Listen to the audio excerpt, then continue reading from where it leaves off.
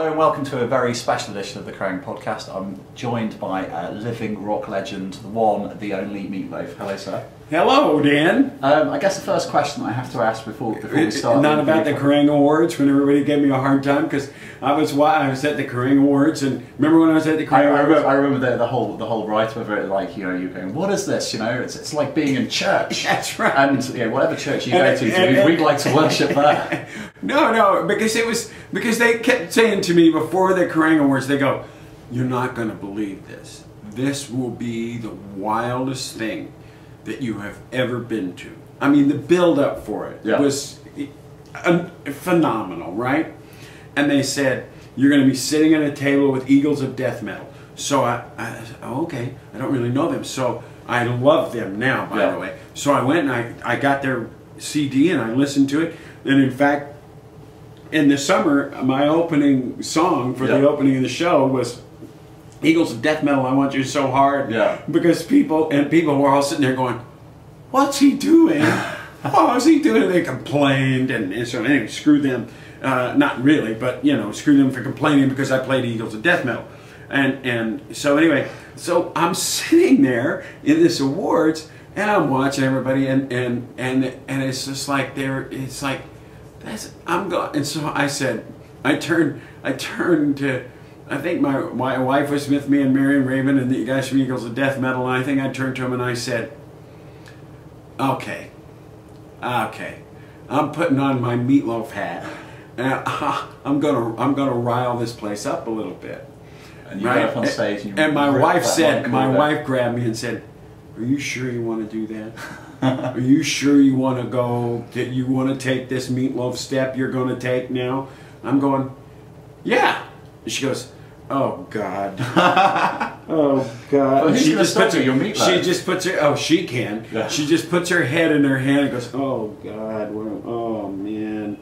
Okay, oh man, you're going to embarrass the hell out of all of us. You got a standing ovation though, if I remember. No, but people were the news. I don't know what the other newspapers were. They were going, oh, son of a bitch. I was really, but I'm going. And you know what? If they can't take a joke, then there's an old word. Fuck them.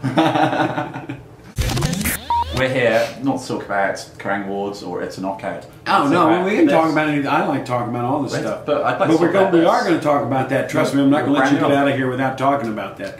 Hey, let's hold that up again. Okay. In fact, now that you've done it, but this isn't exactly the cover, because if it was, it would be really boring.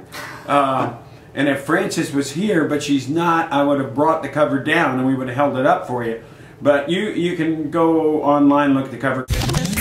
Hingle Teddy Bear. We are in Rob's studio, and Jamie, who's the keyboard player, there's a big video screen up on the wall, and that's how he look at each other when we're in the booth to sing or play drums or whatever.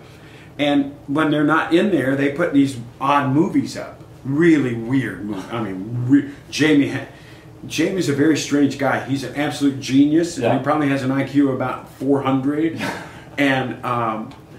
and he has a weird movie collection, and every day he brings in this other weird movie, and sometimes they're like, what the heck is going on? And one day he brought in Russ Meyer's Beyond the Valley of the Dolls. We never have the sound on. Yeah. So it's always just the subtitles.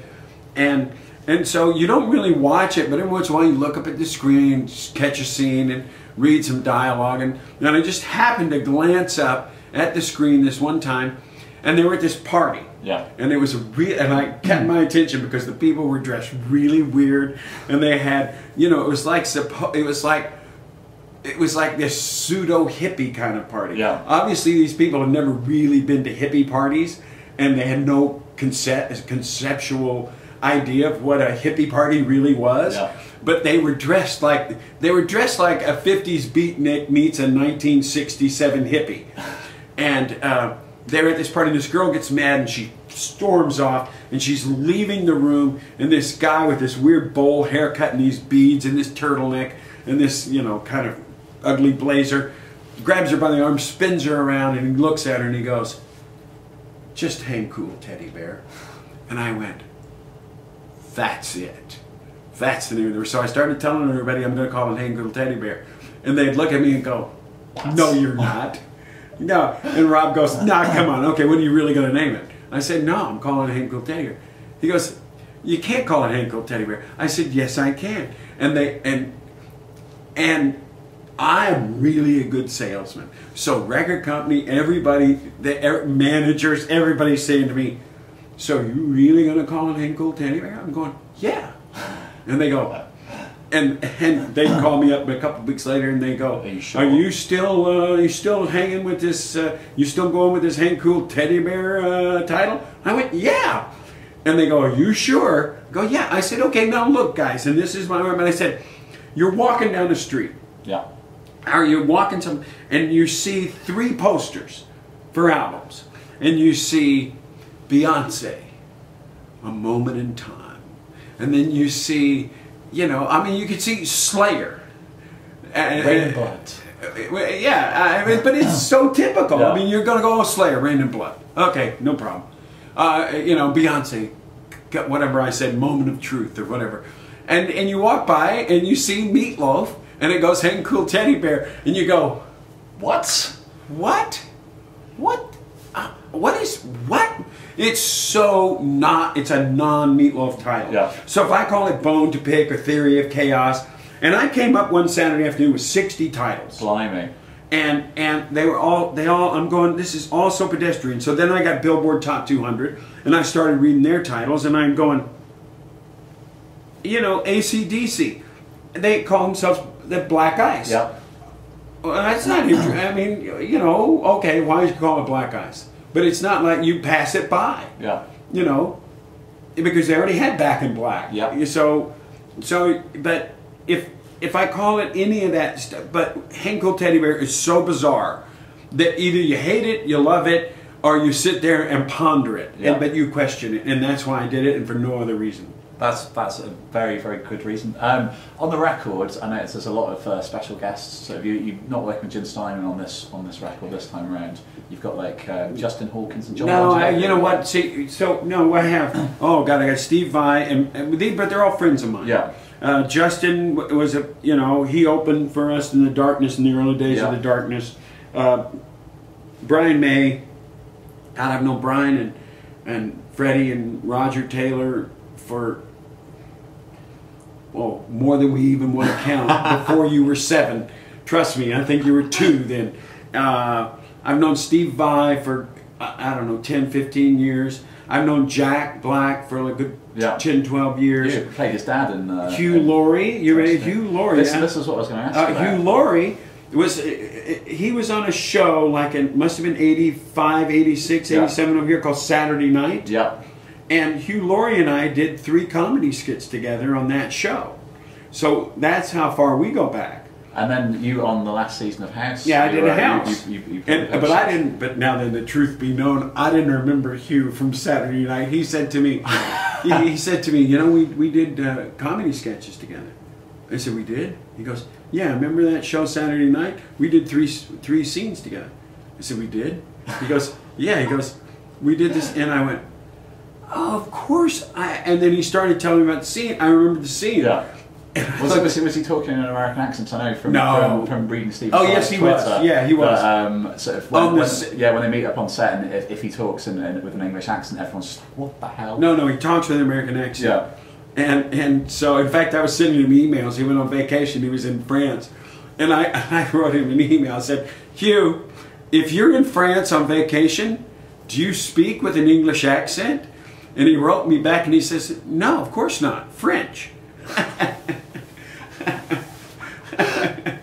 So see, he's a comic, and so he plays piano on the record. He does. He plays on and we were doing, and I knew he played piano, but I really didn't know how good he. And it just so happened that during the shooting, because it was over about a 2-week period, I think we shoot for 10 days, and there was a House on a Monday night after I finished shooting, or I didn't work that day or something. So I was watching it, and at the end of it, they really let him play piano for a good minute and a half, almost 2 minutes. And I'm sitting there going, wow, he really can play. I'm going, wow. So the next day I went in and I took in a demo of a song we wanted to do, which is not on the record, and which had nothing to do. And I wrote him a note and I gave it to his assistant. Did you have to call him sir on set? No, we didn't have to call him sir.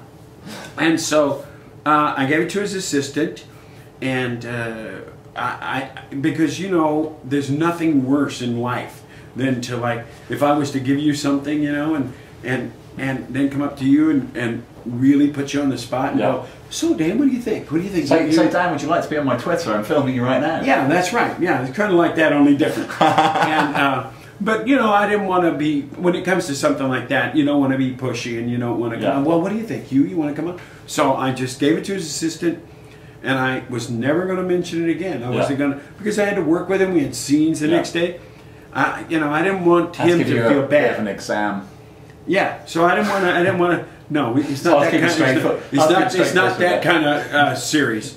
That would be, you know, that would be the porno house. And so, so anyway,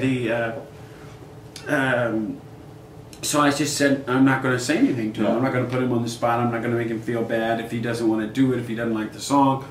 And so I walked on the set about 8:15 in the morning, and he was standing there ready. He already shot a scene, and he sees me coming in. He comes running down the hall, going with his arms spread like this. I'd love to. And I went, okay, cool. And so I said, we're going to start in June, and I'll let you know. We're going to start. We were supposed to start in April, and then we didn't. And then I had to say to him, we're not starting in April, so I don't know when it was. And then I had to write him later on in August and go, I know it's weird, but we still want you. And then I had to write him in September and go, you know the song I gave you? We're not recording that. And so, and then and there was another one that I didn't think we were going to record, but I thought, well, I'll just send him another one anyway. And so I sent him another, and even though I knew we probably weren't going to record that, just to kind of, and he keeps writing back going, are we going to do it in the same key? And I'm going, well, I'm not sure right now. And eventually I wrote him back and I said, I know it's been really weird, and you know, and so I said, here's the song, and I hope you can still want to do it. And it's a little longer than the other one, because the other one I gave him was 2 minutes and 12 seconds long. This is 8 something long. And so he wrote me back. He goes, is it still the same key? I went, oh yeah, it's still the same key. And he came in, and now when he came in the studio, he spoke with an English accent. That must have been weird. And it was for a second. And I went, oh my. And I think I said to him, where's the French? And, but he was really nervous. Yeah. And because he'd been such a rock on that house set, and so confident. Biggest TV star in America at the moment, isn't he? Yeah, pretty much. Yeah. And so confident, you know, it's like he owned that place. And he comes to the studio, he's like a, he was like a you know, a 10-year-old going to have the doctor, and knows that he's gonna, you know. Anyway, just use your imagination. And there was another, but I didn't go there. So anyway, he was really nervous, so Rob took him out, and they smoked cigarettes and talked about motorcycles and talked about theory of music and did this whole thing. Came back in, he was fine, he played that. And what was amazing, he has a photographic memory, because I kept going, how can he know all this dialogue on this house? Everybody else is like rummaging around, and he comes in and he just walks around, opens the door and starts this, you know, this spiel of medical, and I'm going, how's he? And somebody said to me, he's got a photographic memory. I go, oh, that explains it. And he came and he played an 8-minute song without sheet music. Wow. Well, that's what I said. And I said, you want some sheet music? No, I don't need it. But it's 8 minutes long. Yeah, I'm fine. Okay. Was it one take, or did he have to? No, that's why he started off one, and then as he kept playing, and this one before Rob took him out, he kept getting more nervous, and it's like sometimes when piano players are like a little funky, we say that they have the 6th and 7th finger on a hand, and it's kind of that. But then when Rob took him out for 20 minutes, he came back in and nailed it. And then he started going, well, I don't think that's good enough. I need another take. Okay, hey, we'll sit here and take as many as you want. Yeah. And eventually Rob said, Hugh, it's great. And are you sure? And he was completely actor paranoid. I loved it. Hang Cool Teddy Bear out in April. It'll be preceded by the single Los Angeles earlier in the month. Yes, it will. Meat, thank you very much. Thank you, Dan. It's been a pleasure. Okay.